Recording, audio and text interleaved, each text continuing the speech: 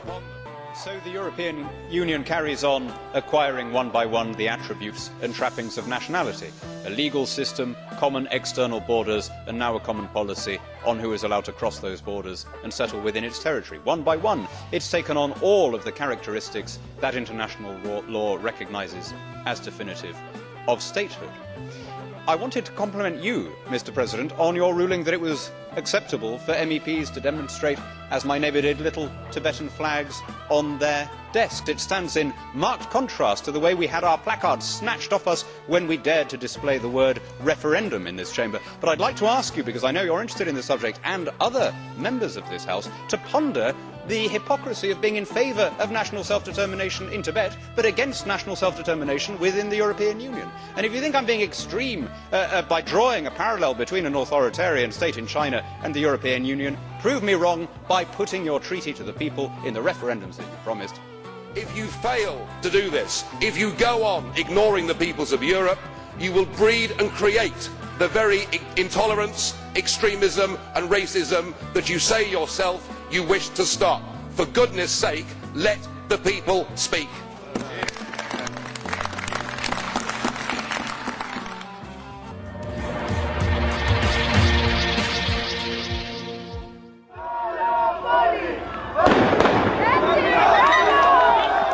Throughout the month of December, protests and open revolt engulfed the country of Greece. Actions have ranged from mass marches, to the occupation of television stations and schools, to the attacking of police stations and government buildings. Hundreds of thousands of workers demonstrated in Paris on Thursday as 8 national unions banded together for a general strike. They demanded President Sarkozy to take action to protect jobs and salaries during the financial crisis. We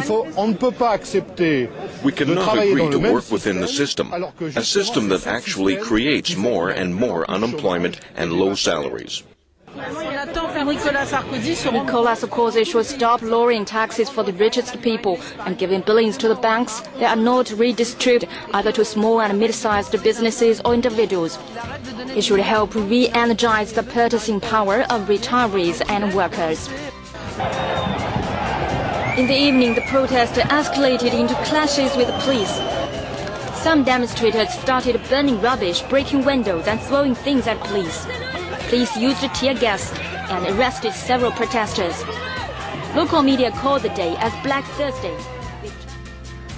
Le jeune homme en blanc est rattrapé par un policier. Jeté à terre, il est roué de coups par 2 d'entre eux sous les yeux de leurs collègues. L'IGS, la police des polices. Angry voices and marching feet. The last thing a government facing a financial crisis wants to have to deal with. Ireland was one of the first countries in Europe to slip into recession. These are public sector workers angry that they're going to pay the price with a pension levy which amounts to a wage cut. Our priority is about ensuring that people are looked after, the interests of people are looked after, not the interests of big business or the wealthy. There's been, like a lot of scandal recently about what's been happening in the banking system in Ireland, but so far we haven't seen any heads roll. But what we are seeing is tens of thousands of people losing their job. I think that would be the sure road to a new dark age and, in all likelihood, World War III. So it's on these grounds that I think we need to have at least a debate. It's not that I expect everybody to agree with what I'm saying, but since the changes of this proposed treaty are so fundamental, it is supposed to end democracy, it is supposed to transform the character of the European Union completely, it prohibits economic recovery programs, and all of this is not known to the population. So therefore the effort by the governments to ratify it quickly through the parliaments without a popular vote, without a debate, and then publish the text of the treaty afterwards so that the parliamentarians afterwards can read what they signed. I think this is one of the biggest scandals, and that's why I'm working very hard right now with other groups and institutions throughout Europe to have at least a referendum and to have a vote about it and have the population know what this is.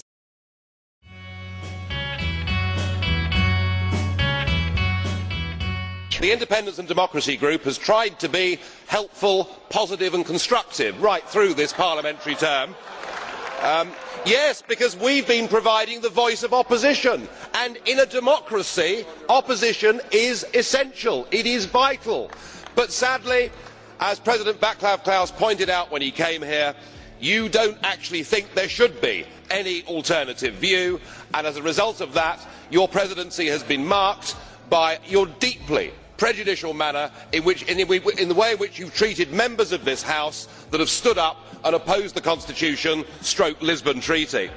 And the defining moment for me in this House was we had the French say no, we had the Dutch say no, and then we had the Irish say no, and this Parliament has wilfully carried on ignoring the wishes of the people. You just don't get it, do you? No means no.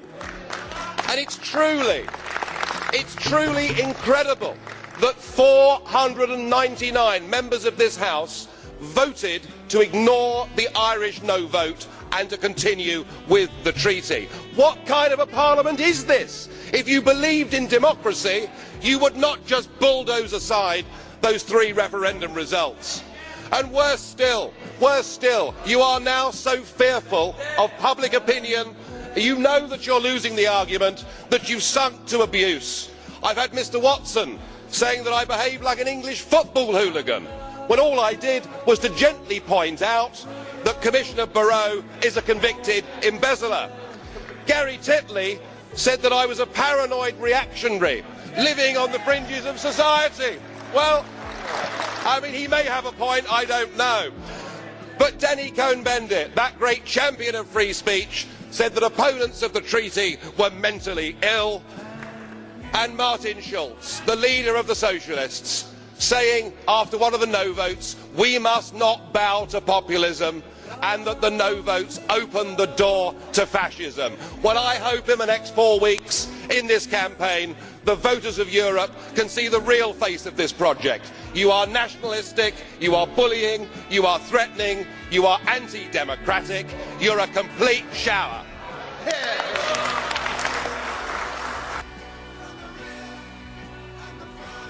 Now, even worse is the so-called solidarity clause, which, according also to the legal opinion of these professors, which I studied and looked at, and I came to the conclusion that they're absolutely right, that under the pretext of terrorist activities in any country, or even third countries, that all the countries who have signed the treaty or ratified the treaty must come to the solidarity of everybody else if there is a majority vote by the European Council. Now that means that, for example, countries who do not agree for one reason or another, they have no more veto power. The majority rule decides of what will happen, and naturally this is a very, very dangerous development, because it obliges the member countries for armament, to modernize their army and their military. It forces them to even deploy, as I said, in out-of-area regions. And given the fact that 22 of the 27 European Union member countries are at the same time members of NATO, where you also have a solidarity clause, that you have an almost total inter-networking of these 2 treaties, NATO and the new European Union, which has de facto turned into a defense alliance. Now, only after I really thought about that aspect, it became totally clear to me why, for example, Russia, since several years, has equated the expansion of NATO eastward with the extension of the European Union eastward. Russia regards both of these things as an encirclement policy, and it's just a very dangerous development given the present condition of the world.